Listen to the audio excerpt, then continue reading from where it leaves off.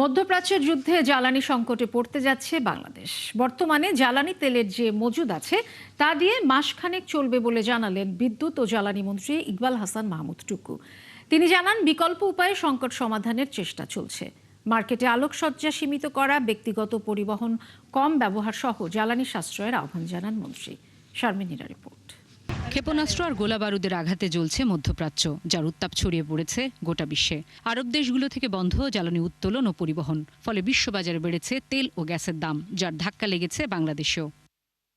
বুধবার সচিবালয়ে মন্ত্রী জানান, দেশে জ্বালানি তেল ও গ্যাসের যে মজুদ আছে তা দিয়ে এই মাস চলবে। তবে যুদ্ধ দীর্ঘ হলে বাড়বে সংকট।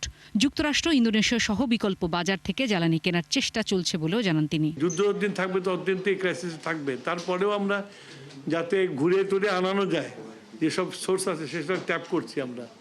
আমরা স্পট পারচেসে গেছি, স্পট পারচেস সেরকম রেসপন্স পাচ্ছি না। আমরা সব মিলিয়ে এটা যুদ্ধ, তো ক্রাইসিস, তো আমরা বলতে পারো যে আমরা ক্রাইসিস ম্যানেজমেন্ট করছি এখন। এই অবস্থায় জ্বালানি ব্যবহারে সাশ্রয়ী হবার আহ্বান জানিয়েছে সরকার। মার্কেটের আলোকসজ্জা সীমিত, ব্যক্তিগত গাড়ি কম ব্যবহার সহ নানা উদ্যোগ নেওয়া হচ্ছে বলেও জানান মন্ত্রী। সাপ্লাই লাইন স্লো হয়ে গেছে, যা আছে সেইটাই আমরা সাশ্রয়ভাবে ব্যবহার করব। এর জন্য দেশের মানুষকেও, জনগণকেও, নাগরিককেও এটাকে বুঝতে হবে, বুঝে আমাদের সাথে সহযোগিতা করতে হবে এবং অপচয়টা বন্ধ করতে হবে। এই যে এখন মার্কেটগুলোতে